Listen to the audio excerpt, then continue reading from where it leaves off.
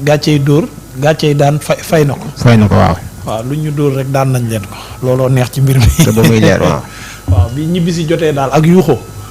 coupe lañ doon xëccoo coupe baa ngi Sénégal. waaw ñëw na de je pense que c'est ça l'essentiel et di ci sant yàlla bu baax a baax comme disent certains coupe bi sax appel si na waaw coupe bi sax mu ñëw na ci appel bi. Donc je pense que c'est le plus important donc di féliciter toute l'équipe di féliciter surtout Pape Thiaw et Sadio Mané di leen jaajëfal bu baax a baax du ñàkk ci waxtaan bi dinañ gën a ñëw ci seen taxawaay mais en tout cas ñu ngi leen di féliciter tout le staff technique les fédéraux ñu ngi leen di jaajëfal bu baax a baax Abdoulaye Fall il le mérite il a beaucoup fait pour le football je savais que un jour football dina ko fay xam nga ku dem ba tabax màkkaan pour football fële ci Bambey tabax na fa hôtel boo xamante ne nii pour club yi la bu ñuy demati ci région yi bañ a fanaan àll wala bañ a sonn ñu jaar foofu tëdd fa ak commodité yi mu àndal yépp te loolu bi mu koy def xalaatul woon ne sax un jour dina nekk président fédé li mu def ci nawetaan li mu def ci Bambey FC donc ba yàlla may ko ndam lii tey donc football da koo fay di ci jaajëfal ñi muy àndal ñëpp ses collaborateurs Khalilou Fadiga kooku moom kenn du ko présenté ci football bi mais y a Abdoulaye Seydou Sow qui a toujours été là pour le football. Le grand Iliman Lam ñu bëri lu ñu xamul Iliman Lam propriétaire de club la fële ca bitim réew. Iliman Lam men ñu bëri xamuñu loolu. moom ak Ronaldo mu mag ma Nazario mu mag ma Ronaldo Brésil. ñoom ñaan ñoo bokk benn club dama fàtte turu club bi c'est en Espagne ñu ngi normalement actuellement ñu ngi 2e division donc propriétaire du club la moom ak Ronaldo ñoo ko bokk donc. ku yàgg def ci football bi la man ma xam ci dara équipe nationale ku ci yàgg sonn la ma xam ci dara bi ñuy jël coupe bi en 2021 Iliman Lam lu mu ci def ci alalam mënuma la wax nu mu toll donc moom tamit il mérite tey nekk fédération occupé poste bu mel nii daal di am dem le grand Cheikh Ahmed Tidiane Seck di ko jaajëfal bu baax a baax moom it ancien gardien international def fi lu nekk moom it naqar bu nekk am nañ ko ci tey xale yi ay doomam ay rakkam ay jarbaatam ñu ngi leen di fajal seeni rongoñ injustice yi Sénégal yàgg na koo daj ci football ay année ñoom Cheikh Seck dund ko ñu ngi fàttaliku rek 2004. waaw bi ñu Tunisie di dóor biir Tunis coup franc boobu ñu def ci El Hadj Diouf bal bi moo dem dugg keroog ba ñuy football ak Nigéria en demi-finale 2000 ñoom Khalilou Fadiga di leen bëgg a rey ay fas la ñu dugal ak ay militaires ci biir terrain bi ñuy def naka sudul noonu jour yi donc. yàgg nañ di dund injustice yi je peux parler de Alger 90 li xew ay Caire 86 ay coow yu dul jeex lañ daan teg équipe nationale injustice boobu ñoom Cheikh Ahmed Tidiane Seck ñu tegoon leen ko tey seeni doom ñu ngi leen koy fajal ci fulla ak fayda ak jom ak ngor donc di leen ci jaajëfal bu baax a baax ñoom ñëpp di leen wax dañ ko mérité waxuma sax joueurs yi au-delà de joueurs yi le staff technique les fédéraux dañu mérité am lii ndax ba xeex jotee avant match bi sax ci conditions yi ñu leen bëggoon teg ci hôtel ci terrain d'entraînement lépp ils se sont battus ak lépp loo xamante ne nii yoon da leen ko may pour daal di jël li nga xam ne moom mooy coupe bi da leen a jaraloon. lu ne pour coupe bi des Maroc ñun mu jaral ñu lu ne pour coupe bi ñëw Sénégal. c'est tout. loolu pour man amul sax lu ci kenn war a wax. ku nekk da nga doon xeexal sa réew ku ci nekk arme ya nga am utiliser nga ko pour xeexal sa réew. et le meilleur a gagné. le meilleur a gagné mooy Sénégal. waaw ñooy meilleur yi parce que Maroc. léegi bu ñu dee ñëw ci bilan ban bilan ngay redressé ci gars yi li ko dalee ci premier match parce que ku def parcours 7 match benn nul bii nga dugal encaissé ñaar noo jàngatee loolu itam performance bu am solo la daal. waaw xam nga équipe bi li tax expérience am solo. waaw ci équipe bi dafa commencé tournoi bi di monter en puissance mais match bu nekk la mu laaj mu def ko gis nga contre Mali boobu laay jël exemple Maliens yi dañuy jouer à 10. bu fekkoon suñu ñàkk expérience bu njëkk bi ñun dañu naan dañuy dem achever Mali et qui jouer à 10 boo dof la ba mu dugal la yokk capital confiance am mooy dee nga. donc équipe nationale bi lu mu def jour boobu mooy que 1-0 20-0 mooy qualifié naa. damay dem demi-finale.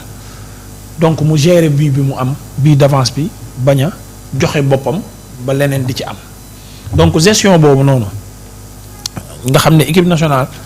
dañ ko daan manquer parfois xamuñu fu ñu war a accélérer jeu bi xamuñu fu ñu war a temporiser xamuñu fu ñu waree rey temps xamuñu fu ñu waree def ay passe court bañ a jouer vertical xamuñu ban moment la ñu war a jouer verticalité bi donc loolu léegi équipe nationale daf ci màgg moom lañ def Mali moom lañ def Égypte parce que Égypte dafa ñëw jàppoon ne bu toogee kaamam ñun dañuy ñëw jaayu complètement mais non seulement dañoo ñëw tëj ko ci biir kaamam mais pressing bi di commencer foofu loolu expérience la boo xam ne dàqante bi du la ci fekk parce que mënoon nga saa yoo ñàkkee bal bi di jéem a dawaat dellu sa camp non saa yoo ñu ñàkkee bal bi pressing bi foofu lay commencer waat donc loolu noonu nag ñu doon def. moom moo tey fay tey jii ci expérience ba tey ci final bi. waaw li xew ci final bi yëpp moo perturbé Maroc te biir dëkkam la mais da ko perturbé ñun li xew ci final bi yëpp gars yi ñu ngi koy gérer par expérience marocains yi génn ci match bi complètement après le penalty. sénégalais yi nañu doon jouer ak seen système ba tey ñu maintenir ko comme si dara xewul woon avant c'est-à-dire bi penalty bi mu jeexee dafa mel ni dara musul xew avant boo seetloo Mendy bi mu jàppee bal benn jour demul ci kawam di jubilé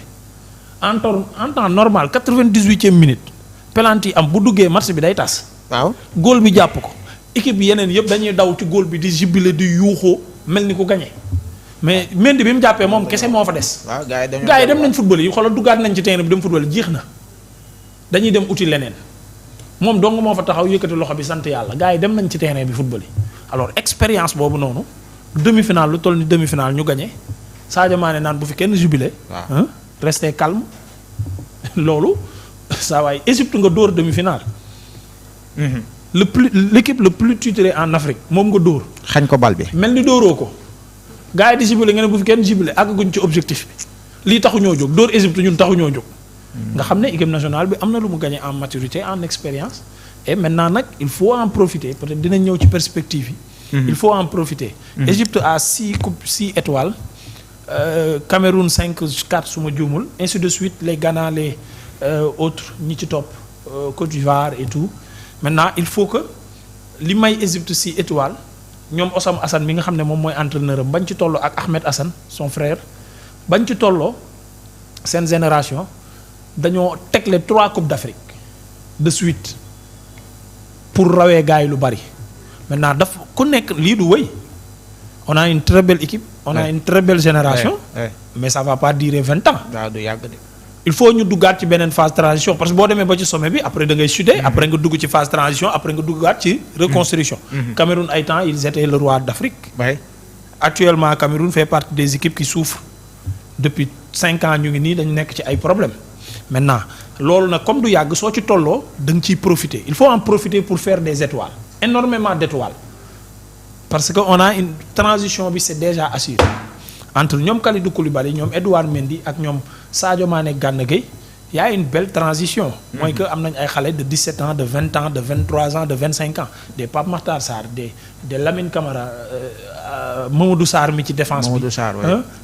nga am Ibrahima Mbaye ci attaque bi. nga am Elimane Ndiaye ci attaque bi tu as une très bonne génération boo xamante ne la transition est assurée ñu teel a am expérience parce que déjà ñu ngi jël ay coupes c'est des champions d'Afrique à 17 ans à 20 ans à 25 ans donc ñooñu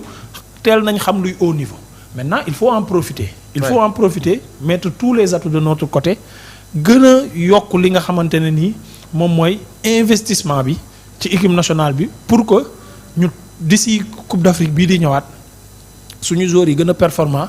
ñu tegle étoiles yi ça fait que ñu dem ci rang wu les meilleures équipes d'Afrique de toute l'histoire il faut qu'à un moment donné parce que dañ daan dem di participer naan bu ñu demee quart de finale baax na wala bu ñu demee demi-finale baax na maintenant nos participations c'est jël maanaam ñun participation CAN bu ñëwati ñun dañuy dem pour jël ko. maintenant loolu nag il faut mettre tous les ingrédients yi nga xamante ni moom la war a àndal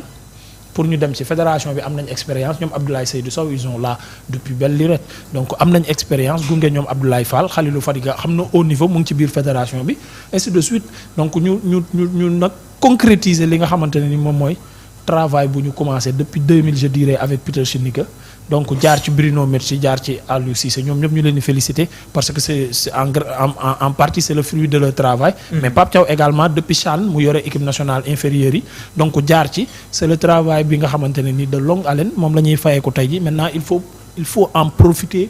pour gagner le maximum possible pour àgg ci rang wu Cameroun Égypte ou autre. beneen laaj bi gars yi di laaj ba léegi mooy naka la équipe mën a gérer gestionner finale boo xam ne gis nga li doon xew. ci stade bi avant ngay dugg nga dugg ci biir stadier yi di la déconcentré sa gardien di ko def lu ne décision arbitre bi public bi doon siffler ci seen kaw noonu naka la ko équipe mën a gérer wala da nga jàpp ne ñi fa nekk ci biir am expérience ñoo leen sol li nga xam ne mooy boobu expérience ku ci mel ne ay El Hadj Diouf seen taxawaay. oui xam nga tey jii quand tu es dans un staff technique. waaw. Lamine Diatta. tu as Tony Silva. wax naa sànq Khalilou Fadiga. mais Cheikh Seck. ba Afrique di gën a metti terrain yi di bon. waaw. turbine yi di nekk nii 0 mètre yenn saa yi gars yi mën a tëb dugg ci terrain bi fekk la faagaagal la. di la menacer sa hôtel. waaw. ay menaces de mort. ñu fekkee loolu ñu dund loolu. ñoom El Hadj Ousseynou Diouf dund yoo xamante ne ni ay campagne la yoo xam ne dans les pays maghrébiens yu ci bari dañu perte match yi à cause de yu mel nii donc yii bu amee xam nañ ban taxawaay la ñu war a def. maintenant en conférence de presse avant le match Pape Thiaw annoncé na ko nee na la gestion des émotions moom mooy def différence bi maintenant émotions yi Sénégal moo ko gën a gérer par rapport ak Maroc et ñu bëri nag xamoon nañ ne pression bi ci kaw Maroc lay ëpp maintenant nag gestion boobu nga xam ne moom la ñuy def man chaque fois damay wax ne. c'est pas ñuy feeñ ci télé wala ñuy nekk ci sous pression tout le temps ñoo war a def une gestion des émotions gestion des émotions dafa am solo ci doomu aadama ñun ñi nga xamante ne nii si yonent bi sallallahu alayhi wa sallam la ñuy roy daka daan exiger tout le temps bul bég ba mu ëpp bul mer ba mu ëpp sa lépp dafa war a yem tout habit est dangereux donc gestion émotion boobu nag ñu def moom leen ci jénne tey jii sur la gestion des émotions. waaw.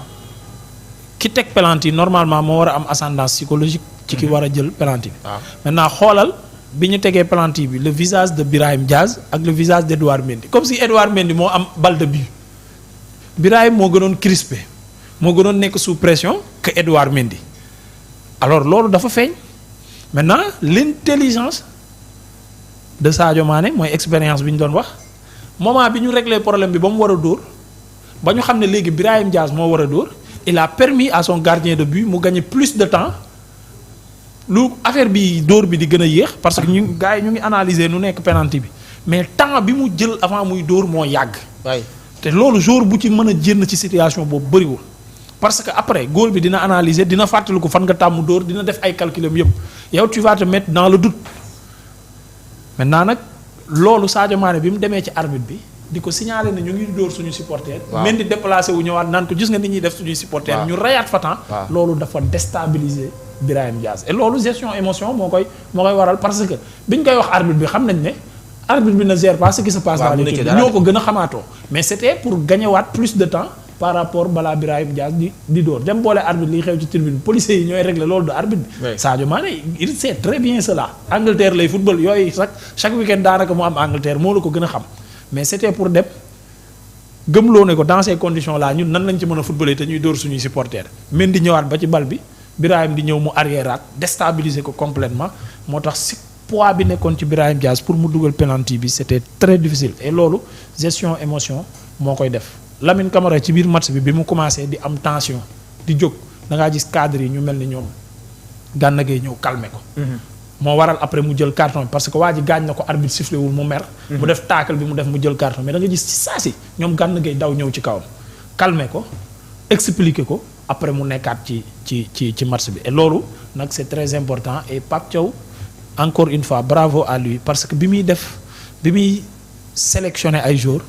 il a tout fait pour que chaque ligne mu am un joueur d'expérience de qualité boo xamante ni mën na gunge xale yi nga xamante ne nii gàcce ngaalaam. li mu def ànd nga ceeg mooma ci bu dee ci foot professionnel la ñuy wax loolu la def mais li mu def nii sanction yi ko ciy xaar ak ki ni mel est-ce que du nekk sanction yu diis ci kaw. waa xam nga question bi ma ko nam ma posé. waaw te fu ma ko gis dinaa ko posé. waaw est-ce que réellement dafa gëmoon ñibbi bi xam nga foofu la ñuy xamee ndax li muy def waroon na ko def. est-ce que c'était une stratégie ou lu mu gëmoon la dafa naroon a bañ a footballaat et man ci sama njort bu rafet. non Pape il ne ma baal Pape il n'est pas fou pour prendre cette décision là définitivement man damaa jàpp ne xeex bi ci moment boobu loolu la laaj mu def ko pour déstabiliser leen. mu def ko pour jël pression bi parce que boo seetloo match ci biir match la arbitre bi